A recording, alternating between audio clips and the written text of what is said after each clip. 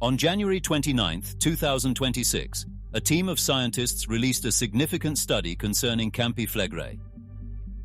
It deserves much more attention since it reveals a threat that no one in Italy had modeled or planned for, and which doesn't appear in any emergency document.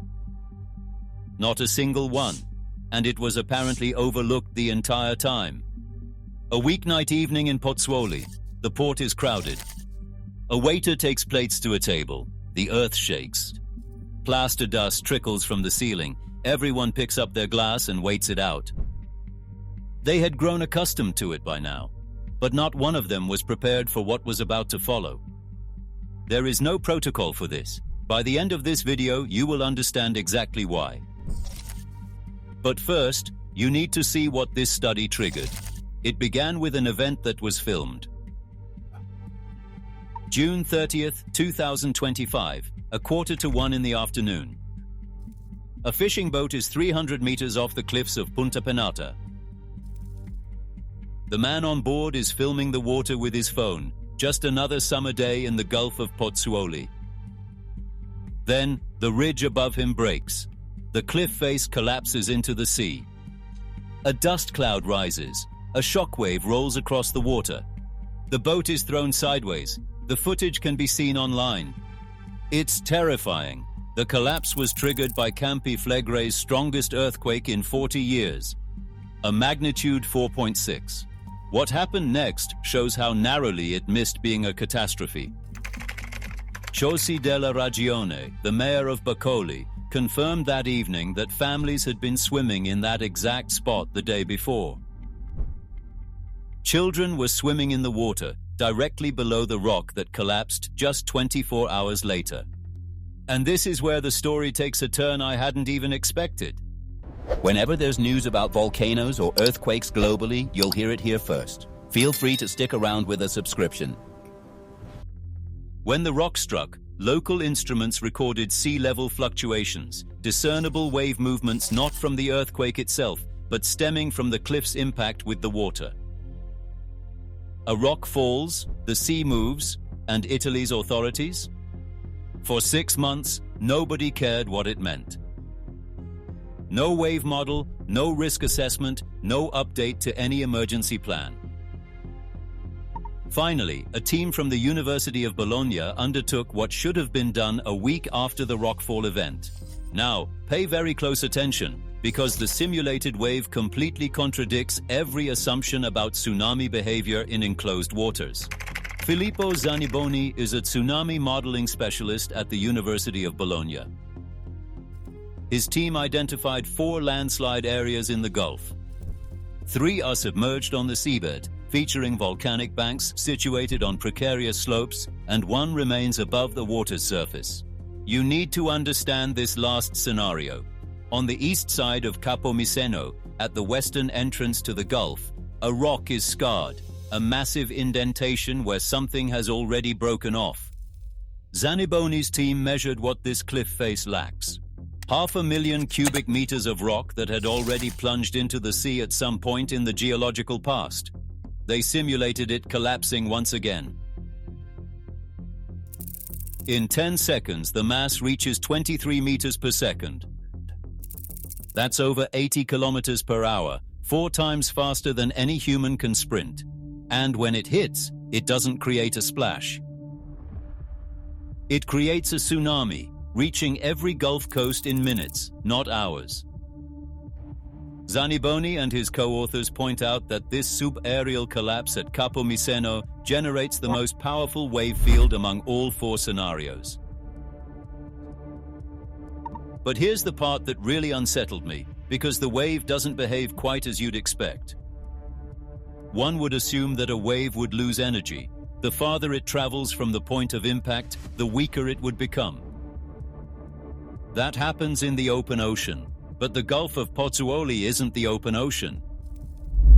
It's 12 kilometers wide and barely 100 meters deep.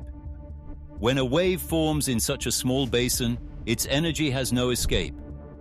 It bounces off harbor walls and gets funneled into narrow coves. In the Bay of Boccoli, the coastal shape acts as an amplifier. The wave enters the bay, reflects off the walls, and builds on itself.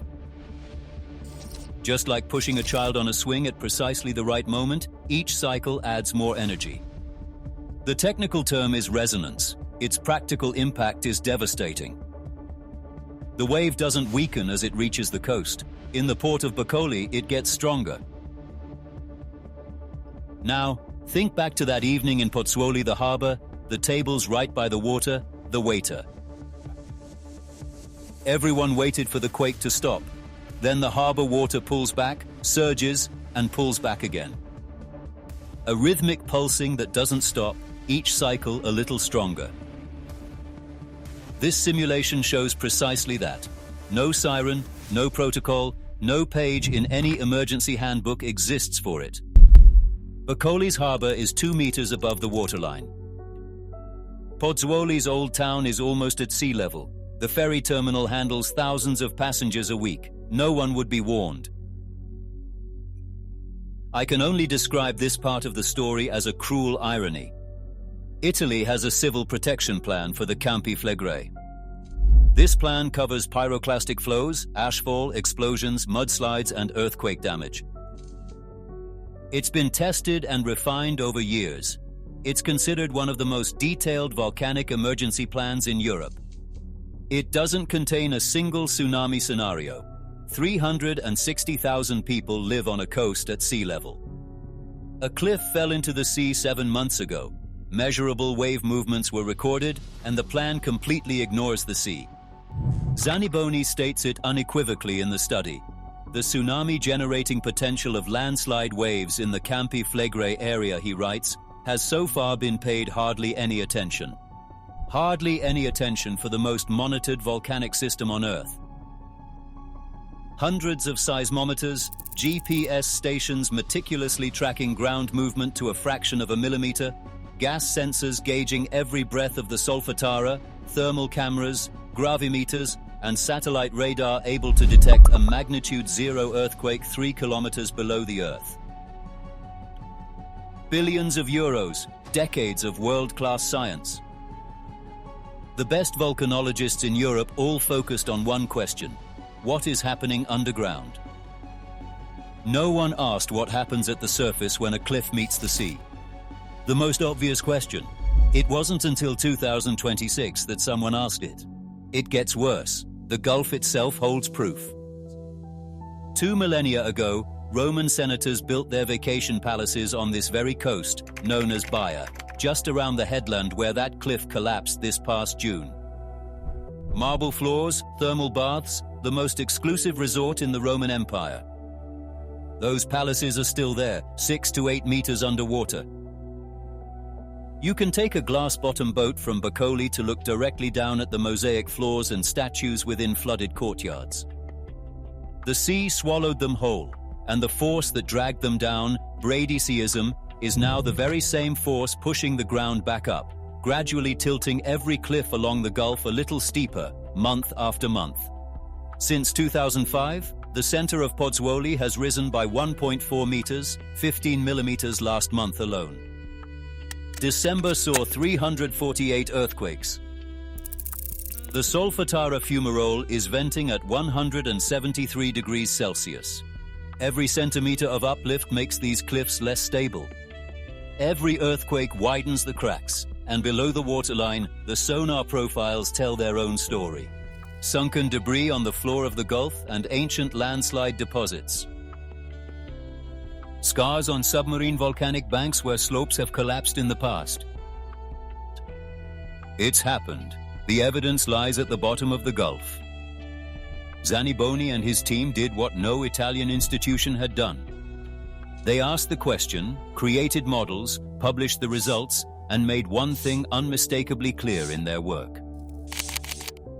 Landslide-induced tsunamis must be included in the Campi Flegrei Civil Protection Plan. Not someday, but now.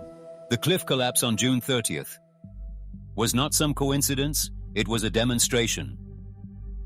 Earthquake shakes cliff, cliff falls into sea, sea moves. If you scale that up from 1,000 cubic meters to the 500,000 cubic meters of the Capo Miseno scar, Instruments won't just register the wave, it will hit a city's waterfront. The ground beneath Pozzuoli is still rising every day, every hour. Another fraction of a millimeter, one more slight tilt for every cliff along the Gulf, another hairline crack in the rock that has been fracturing for 20 years. The emergency plan has not been updated, the cliffs are not waiting for it.